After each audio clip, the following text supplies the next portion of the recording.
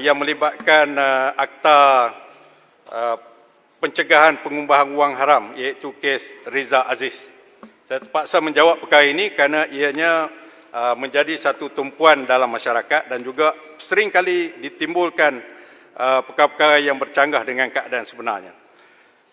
Yang Berhormat Puchong, walaupun tidak ada di sini, saya ingin menjawab soalan beliau, membangkitkan satu kes iaitu yang melibatkan seorang yang bernama Reza Shahriz bin Abdul Aziz ataupun Riza Aziz, dituduh di Mahkamah Session Kuala Lumpur pada 5/7 tahun 2009 dengan 5 pertuduhan di bawah Seksyen 41A Akta Amlatfa ataupun Akta Pencegahan Pengubahan Wang Haram dan Pencegahan Pembiayaan Keganasan 2001.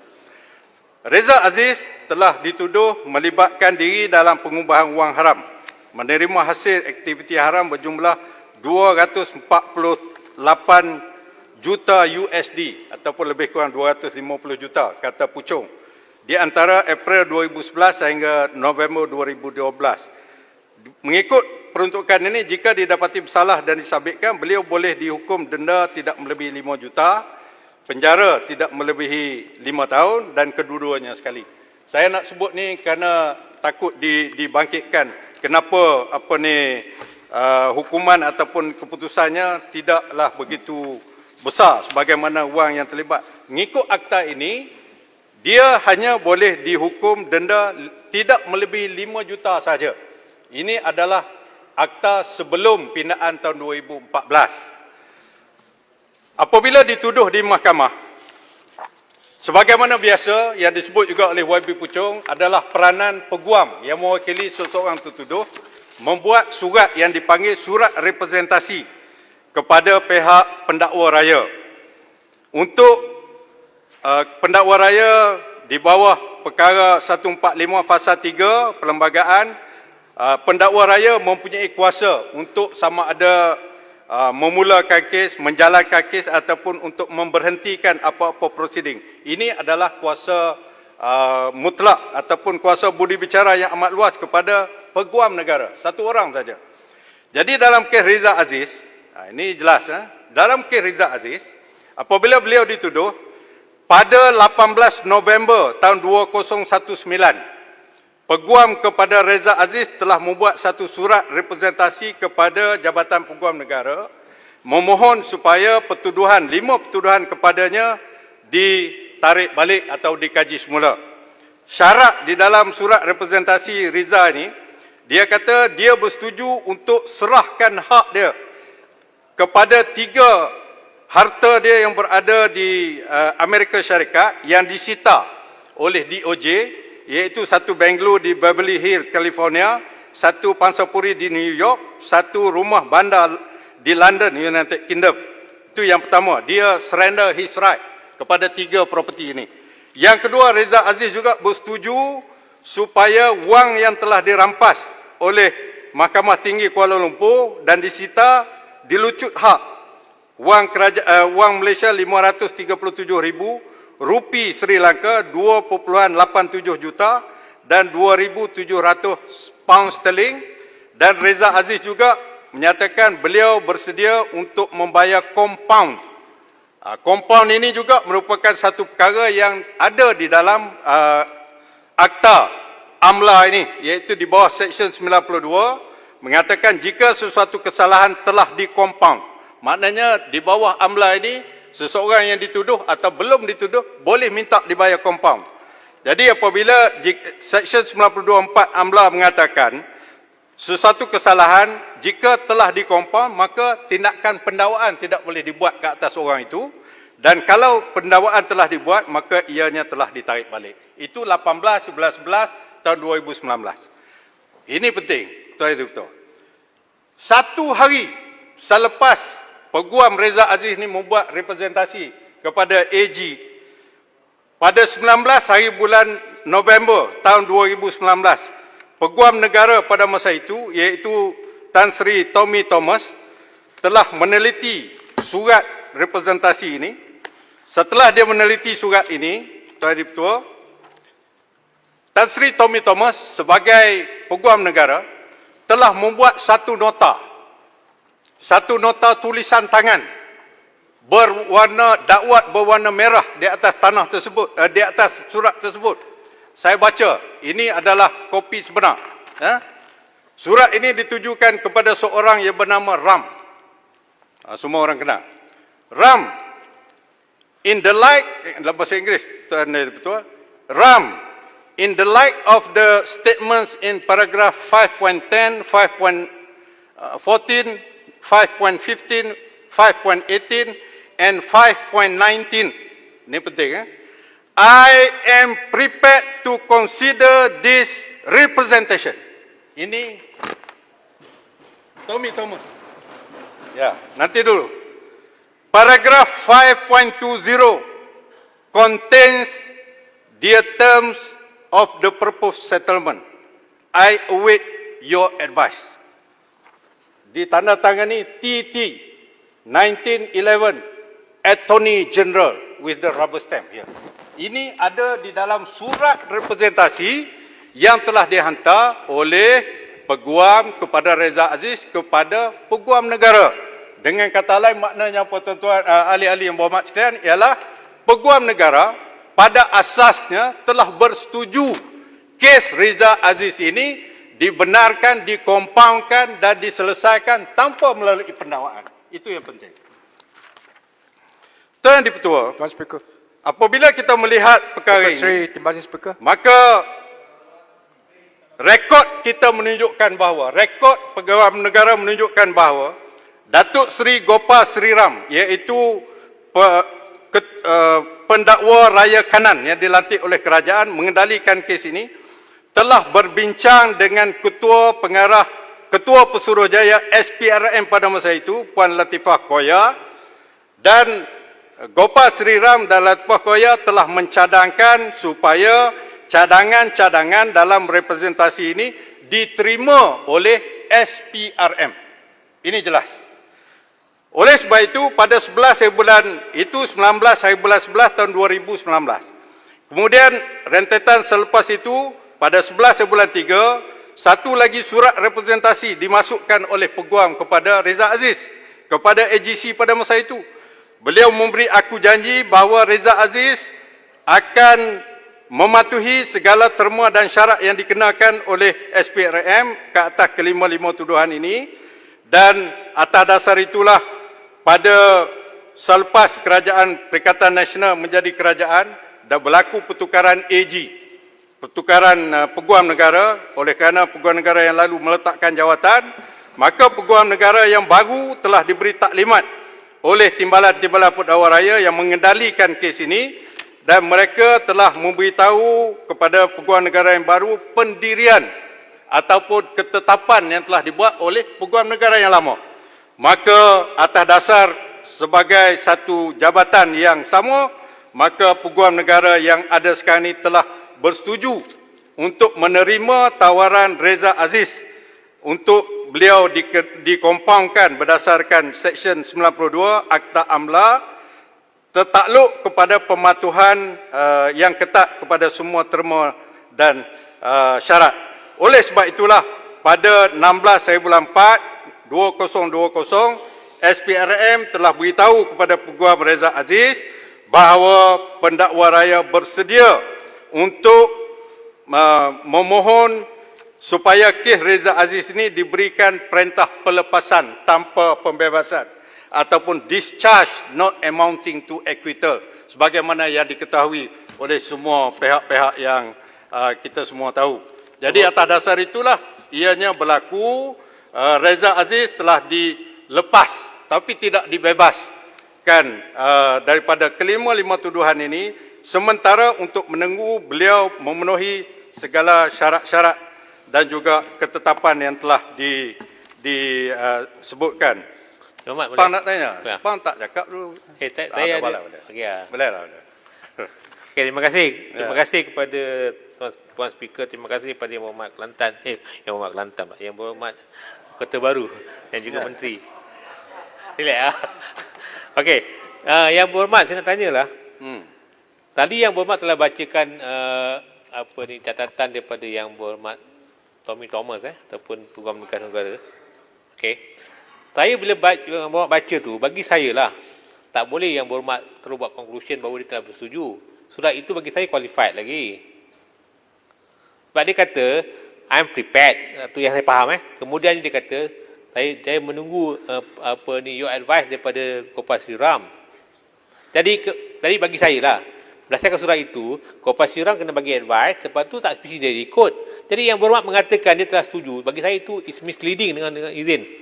Jadi saya rasa yang berhormat, you are misleading, di this parliament. Saya minta diambil tindakan bawah 3612. Sri Ram telah bincang you are misleading, dengan Latifah Boya. you are Sri Ram misleading. telah bincang dengan You Latifah are Boya misleading. untuk 3612 SPRM saya ambil menerima tindakan perkara ini.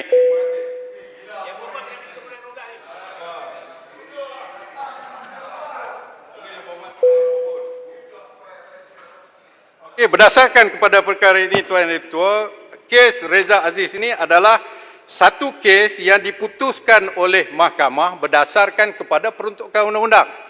Sepang ke siapa pun takkan nak challenge. Ini undang-undang yang telah diluluskan You are misleading. pada tahun 2001. Siapa Perdana Menteri pada masa itu? Langkawi pada masa itu. Menjadi Perdana Menteri, meluluskan Akta Amla ini.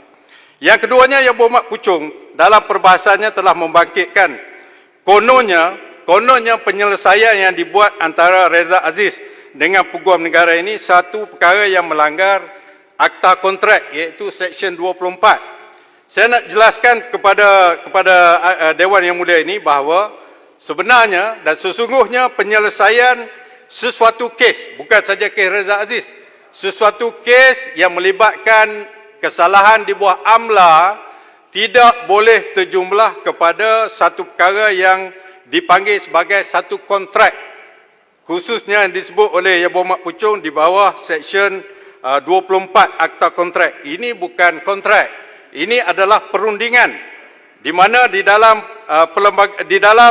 kanun tata cara jenayah Yang Berhormat Sepang, CPC, ada satu seksyen yang jelas, iaitu Seksyen 172C Boleh bagi ruang yang mengatakan bahawa 172C you are mentioning my name. Boleh bagi ada ruang. perundingan sebelum perbicaraan. Yang Berhormat baca betul-betul lah Seksyen 24 Plea tu. bargaining ada di dalam undang-undang. Kenapa yang Ilyas terletak Seksyen dalam 24 ni undang-undang sebut ini. pasal yang Puchong kata? Yang Berhormat baca tak betul ni seksyen ni.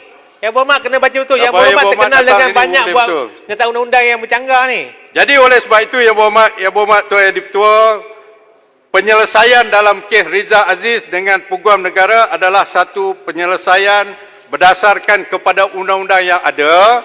Ianya bukan satu kontrak sebagaimana di bawah Akta Kontrak, dan ianya satu perkara yang selaras dengan Seksyen 172 Kanun Tata Cara Jenayah yang membenarkan konsep tawar-menawar, iaitu plea bargaining. Tapi jika sesuatu rundingan tertakluk kepada Seksyen 24, ianya tidak sah lah kepada kalau bukan kontrak, kenapa ini adalah suatu perkara yang macam yang seperti tidak, Puchong kata? yang Berhormat tidak misleading tertakluk lagi ni. kepada ini. Saya nak sebut satu kes oleh kerana Sepang melenting sangat sebut Reza Aziz ni. Ada satu lagi kes. Kes yang melibatkan seorang peniaga yang bernama Tan Sri Lim Sumpeng, SP Lim. Tan Sri Lim Sumpeng ini telah terlibat dalam pengubahan wang haram daripada 1MDB sebanyak 4 juta ringgit. Tetapi apabila dia dihadapkan oleh SPRM dengan tuduhan ini, beliau telah meminta peguamnya juga untuk membuat satu letter of representation kepada Ketua Pesuruhjaya SPRM pada 20/10 tahun 2018 semasa pemerintahan Kerajaan Pakatan Harapan, dihantar kepada Datuk Seri Syukri Abdul, iaitu Ketua Pesuruhjaya SPRM pada masa itu. Apa yang berlaku, ahli-ahli yang berhormat? Surat daripada peguam ini telah diminta untuk diminitkan, untuk ditulis minit. Ini lagi berat. Ditulis minit oleh siapa? Oleh Yang Amat Berhormat Perdana Menteri ke-7 pada masa itu. Di mana Perdana Menteri yang ke-7 telah menyatakan dalam surat representasi Yang Berhormat, saya percaya surat representasi Yang Berhormat Sepang dalam klien dia pun tak ada orang minit. Ini ada minit. Minit dia berbunyi, saya berpendapat bagi penyelewengan ruang oleh ke? mantan Perdana Menteri tidak boleh disalahkan Tan Sri Lim. Ini minit dia ni.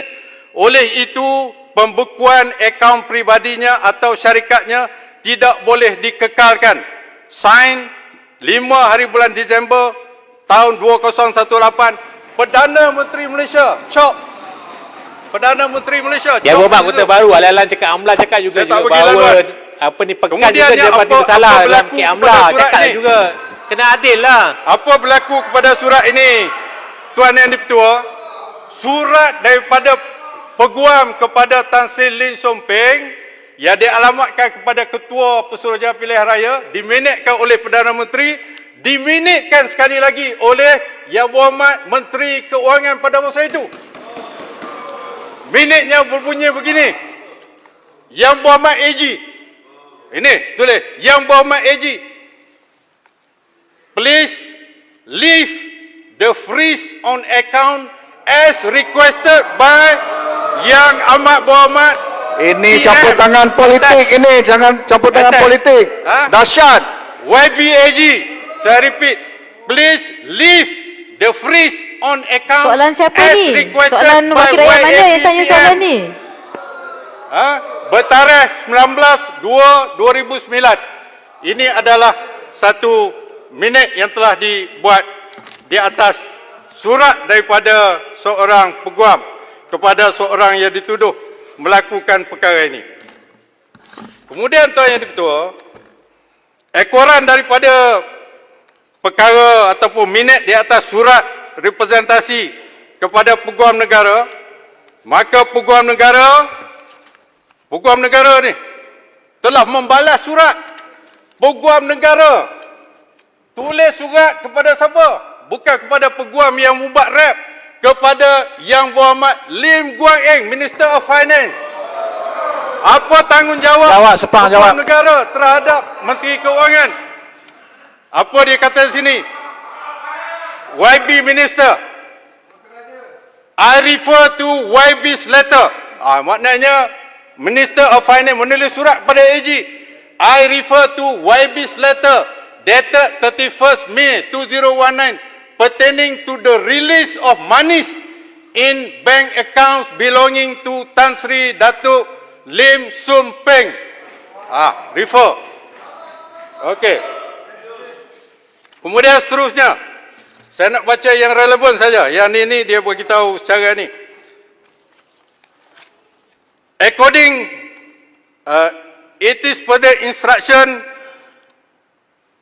is further noted that Tan Sri Lim had on 26 October 2018 agreed to return a sum of 330,000 being the sum equivalent to illicit proceeds received from the former Prime Minister Najib Razak in relation to SRC scandal. This was pursuant to an agreement reached between MACC and Tan Sri Lim, which must be respected. The said sum 330,000 has been paid to MACC. Accordingly, I have instructed MACC to lift all the freezing orders on Tan Sri Lim's bank account. MACC hopefully take the necessary step as soon as possible.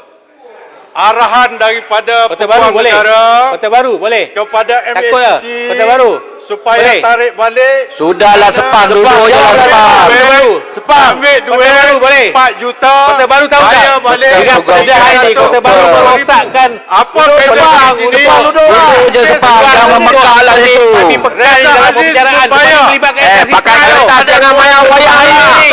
Pakai kertas saja. Siapa pun boleh tulis. Siapa nak nampak sana? 65% dibayar balik. Puan Speaker, ini Tuan Speaker, dia Dalam menyatakan kes aspek Reza asas Aziz. sitral ni, Apa lagi dia dia menjejaskan nanti peluang untuk Document Wali Pekan dalam kes speaks Mahkamah louder Dewan nanti. than words. Jangan main-main ni, bahaya ni. Ini nanti Dokumen Wali ini Pekan sama bercakap tahu. lebih kuat daripada semua orang, termasuklah Sepang sendiri. Document speaks louder than words. Come on lah. Your Mana action ni, is Ketua? louder lah. Tengok dengan kianat dia. Sepang, lebih malu lah, louder. Sepang. Come on lah. Sepang, malu lah. Kota Baru minta sikit. Menteri Jangan korang, marah, Sepang. Ketua. Malu lah, Sepang. Saya- Hari ni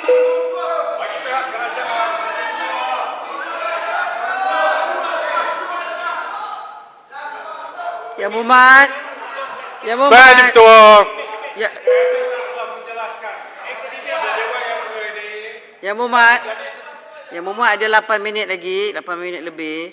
Kalau Yang Muhammad tak nak jawab secara lisan, Yang Muhammad boleh jawab secara bertulis lah pada soalan-soalan yang lain. Kota Baru, Soalan-soalan Kanga lain minta saya sikit tulis. Kota Baru. Next Jadi point. saya nak simpulkan dalam kes Reza Aziz Tan Sri Tuan Yang Di-Pertua bahawa apa yang telah dibuat oleh mahkamah adalah berdasarkan undang-undang tanpa campur tangan daripada kerajaan sama ada Prime Minister ataupun Menteri Keuangan sebagaimana di zaman sebelum daripada itu. Kota Baru, Kanga minta sikit. Boleh?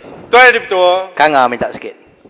tak apa saya dah selesai tajuk ni Kanga, minta maaf. Sikit je. Tuan Yang Di-Pertua, saya nak Tak sebut wani satu tu. lagi kes. Satu lagi kes yang menjadi buah mulut dan juga menjadi persoalan di dalam masyarakat kita. Ini termasuklah SPAM. Lepas ni SPAM boleh tanya. SPAM mengatakan kenapa bekas ketua menteri Sabah dilepaskan. Sebenarnya bukan lepas. Dilepas dan dibebaskan. Kes ditarik balik yang berhormat SPAM. Tuan Yang Di-Pertua, Tan Sri Musa Aman, mantan ketua Menteri Sabah, telah didakwa melakukan kesalahan di bawah 2 akta, iaitu satu akta rasuah tahun 1997 dan juga di bawah akta AMLA 2001. Apabila ada aduan berhubung dengan bahawa beliau melakukan kesalahan ini, pihak SPRM telah mula membuka kertas siasatan pada bulan April tahun 1997 lagi. Mengikut Akta Pencegahan Rasuah 1997 pada tahun 2009 bulan Mei. Kes di bawah AMLA telah dibuka kertas siasatan pada bulan November tahun yang sama 2009. Oleh kerana kerajaan pada masa itu menganggap kes ini merupakan kes yang besar dan melibatkan keuangan yang besar dan juga melibatkan institusi perbankan di luar negara, maka kerajaan pada masa itu telah menumbuhkan suatu joint operation untuk siasatan yang dijalankan bersama oleh SPRM Malaysia dan juga satu badan yang dinamakan Independent Commission Against Corruption, ICAC, iaitu sama dengan SPRM Hong Kong. Pada tahun 2010, setelah hasil siasatan diteliti oleh Jabatan Peguam Negara, Jabatan Peguam Negara telah menemui satu kesimpulan bahawa wang yang dibekukan di Hong Kong, iaitu sebanyak 47.6 juta USD yang dikaitkan dengan Tan Sri Musa Aman, sebenarnya pada pandangan AG pada masa itu, Tan Sri Gani Patair, adalah satu dana politik ataupun political fund milik UMNO Sabah. Itu dapatan daripada Peguam Negara pada masa itu, bukan kerajaan. Oleh sebab itu, pada tahun 2010 itu juga, Peguam Negara telah berhubung dengan ICAC di Hong Kong, iaitu SPRM Hong Kong, bertanyakan apakah dapatan ataupun finding daripada ICAC terhadap siasatan duit yang disimpan di beberapa bank Hong Kong.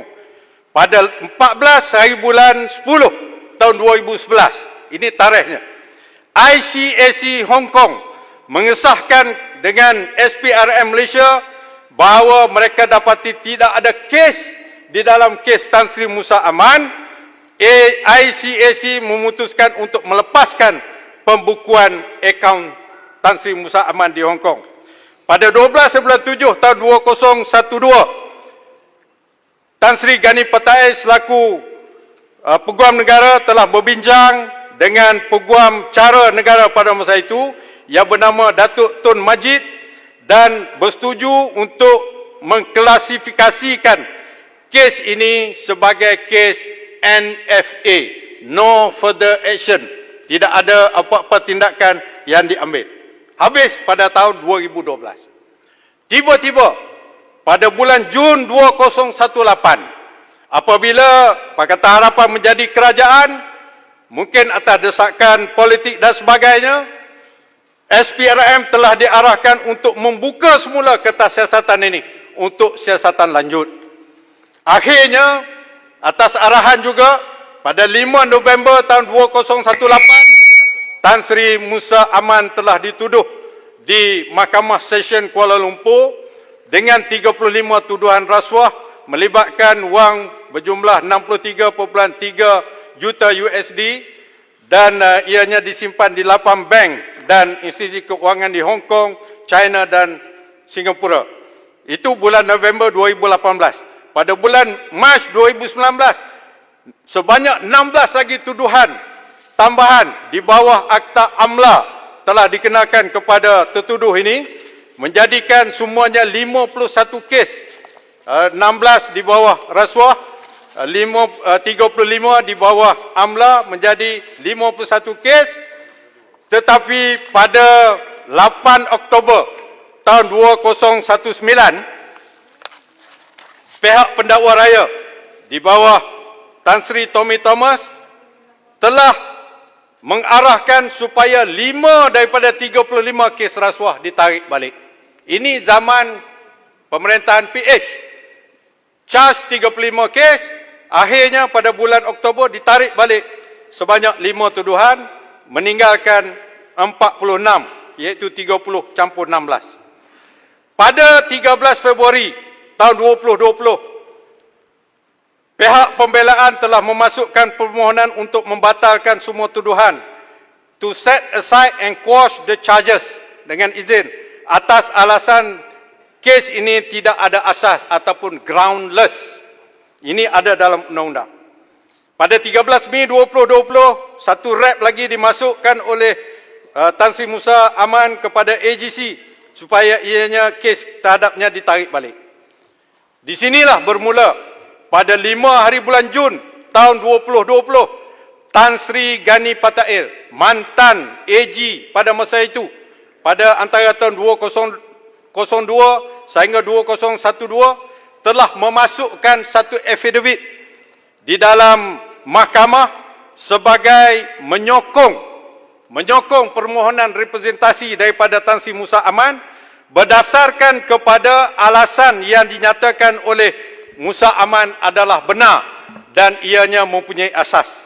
Maka Tan Sri Gani Patair telah membuat satu affidavit yang secara conclusionnya menyatakan bahawa siasatan dalam kes ini menunjukkan tidak ada salah laku rasuah oleh tertuduh dan ianya adalah selaras juga dengan keputusan yang dibuat oleh ICAC. Dan selepas daripada itu, peguam negara yang ada sekarang ini bukan saja peguam negara yang ada pada masa itu, Tan Sri Gani Patair menyatakan dalam affidavitnya, beliau bukan membuat keputusan secara berseorangan. Sebaliknya, beliau telah membuat perbincangan dengan beberapa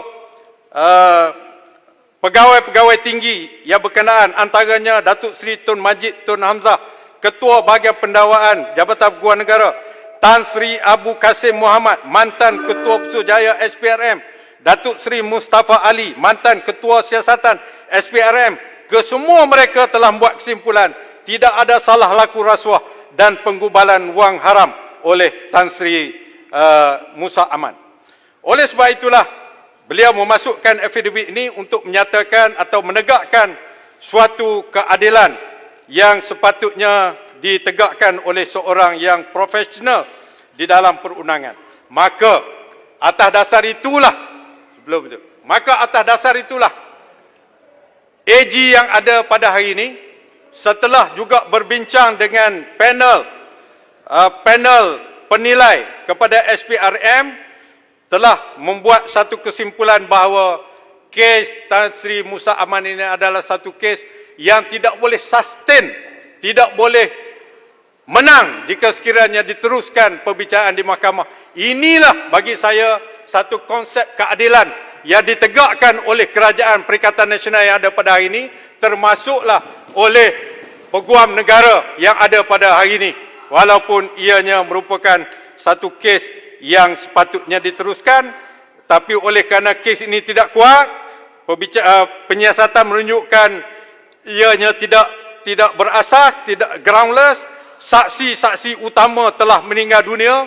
Saksi-saksi juga menghadapi masalah kesihatan yang serius dan segala rekod-rekod yang sepatutnya boleh dijadikan dokumen rujukan di Hong Kong sudah tidak ada kerana perundangan Hong Kong selepas 3 tahun segala perkara-perkara dokumen yang ada perlu dihapuskan.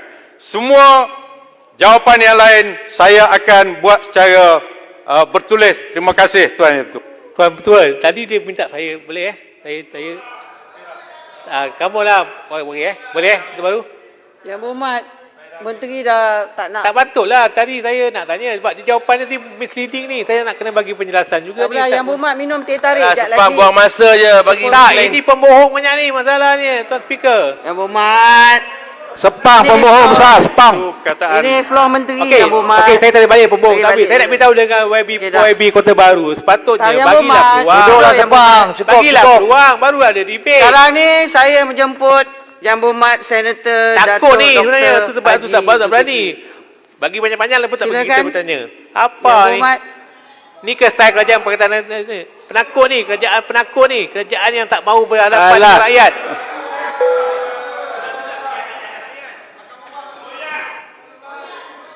Sepang tadi Tuan Menteri cak ayam, tak tahu langsung apa berlaku dah depan undang-undang. Apa lah, Apa kalau standard? nak kita berdebat lah, jom lah. Tak apa, 2 orang lah. Apa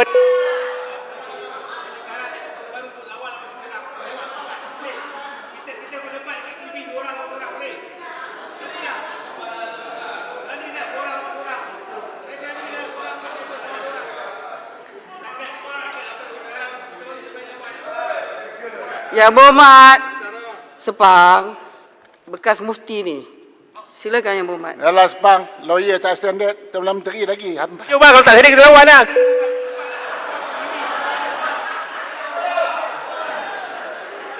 Minta maaf Yang Berhormat Datuk Senator. Silakan.